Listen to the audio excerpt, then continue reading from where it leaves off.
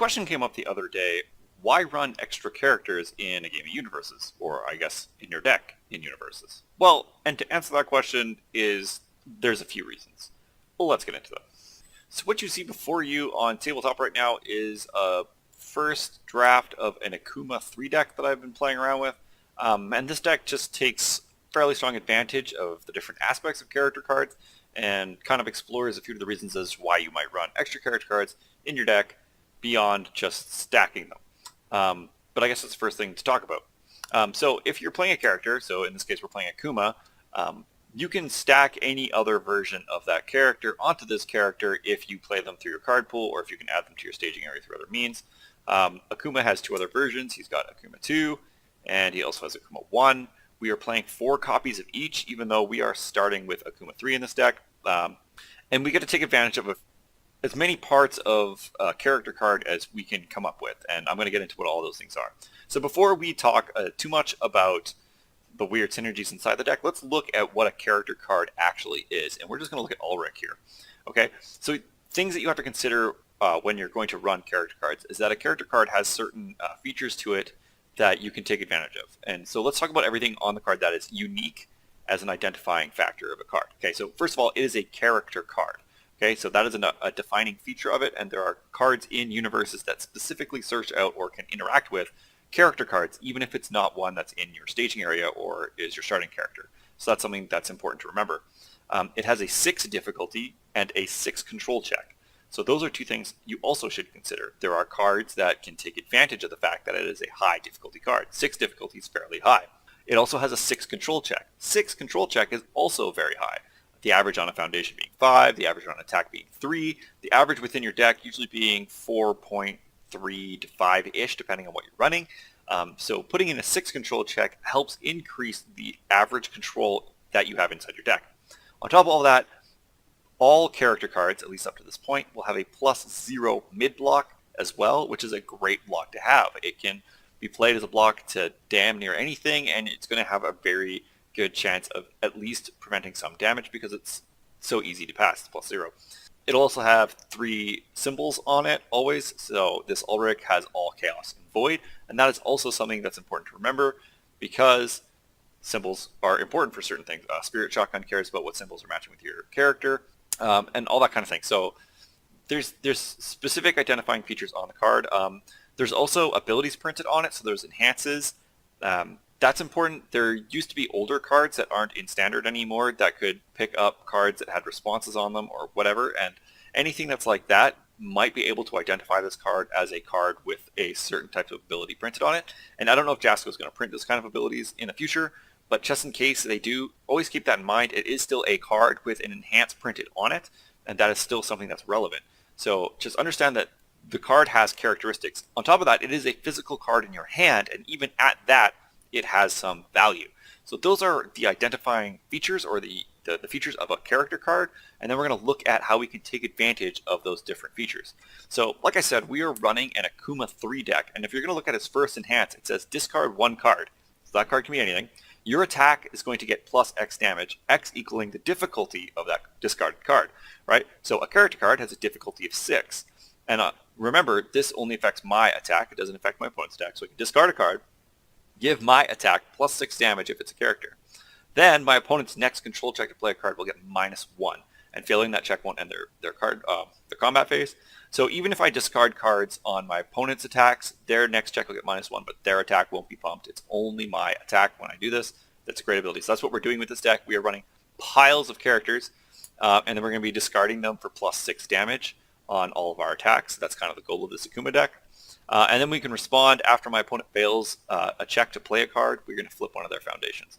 So we are stacking Akumas, and each Akuma has an ability that minuses the control check for my opponent to play a card.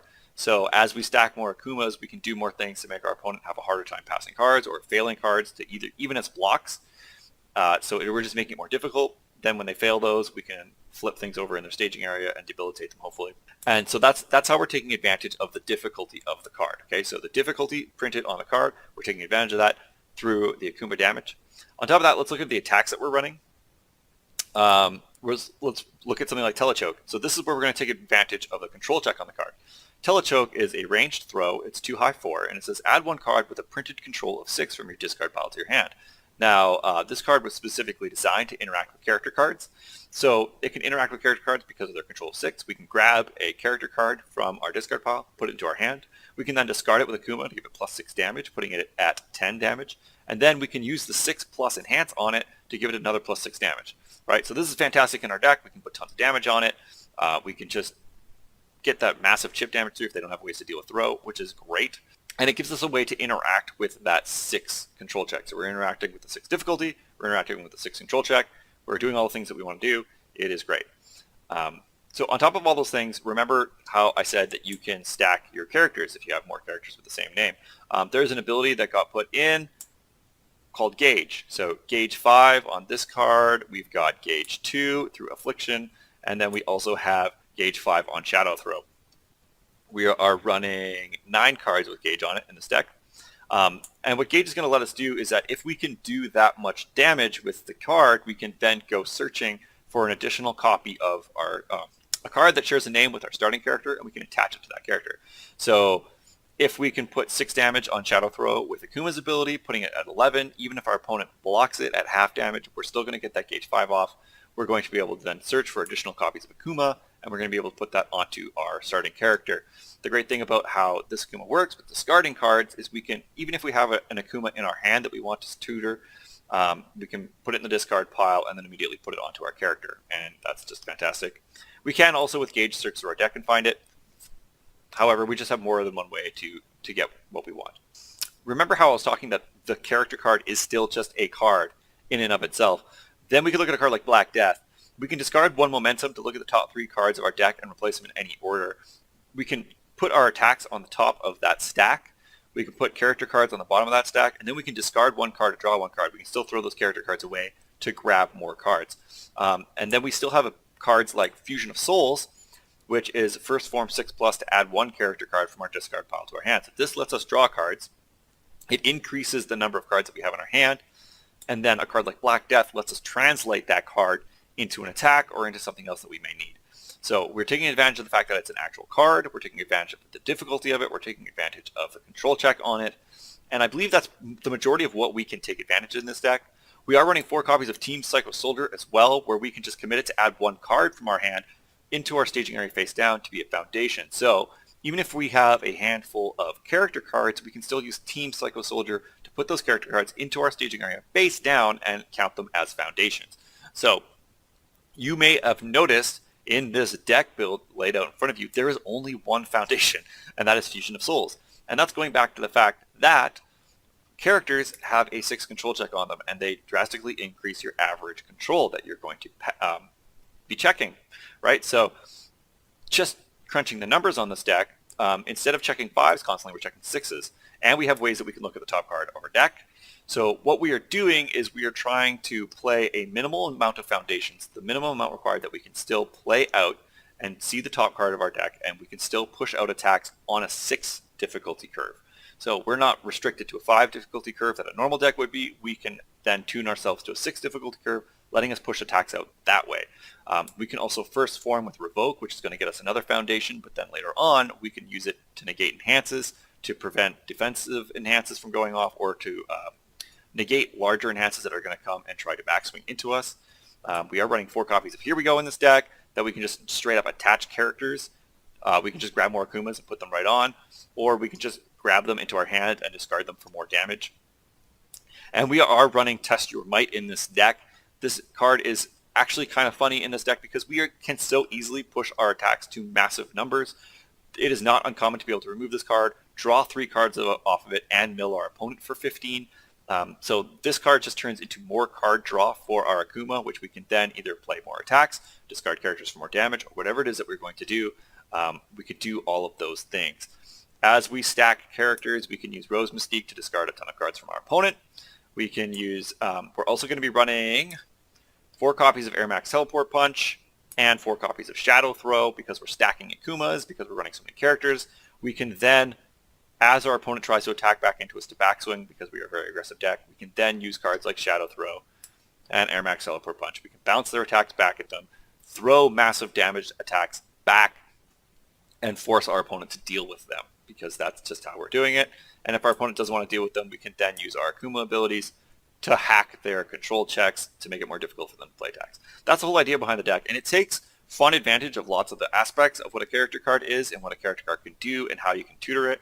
Up here on the top right, I have a few more examples of more Airmac cards and a few things that I was thinking about doing. Because Soul Ball has charge printed on it and it has a bunch of 6+ abilities, you can add character cards from discard pile with it, you can destroy assets with it, you can do lots of stuff, but it's a 6 difficulty and I didn't want to push that high.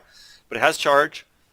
So does Soul Charge, also has charge and interacts with some of the printed 6 control cards.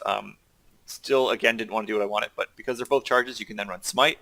And because of the amount of damage we can put on Smite, and because of its awkward block condition with its combo, you can sometimes just get tons of free damage through. It's not hard to put this thing up to 14 damage in Akuma and then just knock somebody over that way. There are cards like Stink Gas, where you can then use it to grab more cards with a printed control 6, and Leg Crunch fits in very well because we can discard, again, character card, because it'll get a speed bonus equal to the difficulty of the card, so we can discard a character, give it +6 speed, then we can discard another card with Akuma to give it +6 damage, easily putting this thing to 10/10.